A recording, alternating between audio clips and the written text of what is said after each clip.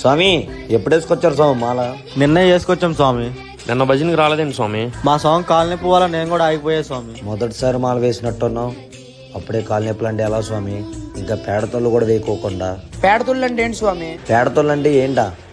అయ్యప్ప స్వామికి ఎంతో ఇష్టమైన పేడతోళ్ళు నిన్న భజనలో కన్ని స్వామి నుంచి గురుస్వామి వరకు ఆడితే ఎలా ఉందో తెలుసా? మాటల్లో చెప్తే అర్థం కాదు స్వామి. ఒకసారి నీకు చూపిస్తా చూడు.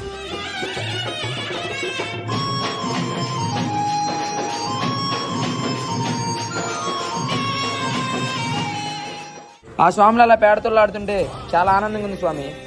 నీకేంత ఆనందంగా ఉంటే భూతల్లి ఇంకెంత ఆనందంగా ఉండిద్దో తెలుసా? భూతల్లి ఎందుకు ఆనందంగా ఉంది స్వామి? ఆ భూతల్లికి కన్యస్వామి నుండి గురుస్వామి వరకు పేడతోళ్ళు ఆడుతుంటే భూమంతా పులకరించుకుపోయింది. నా అయ్యప్పలో బాలమణి కంటల్లో ఆడుకుంటున్నారని. చూడు స్వామి, మీరు చెబుతుంటేనే ఒళ్ళంతా పులకరిస్తుంది. ఈసారి కాలు నొప్పి వచ్చినా లెక్క చేయను అయ్యప్పని తప్ప.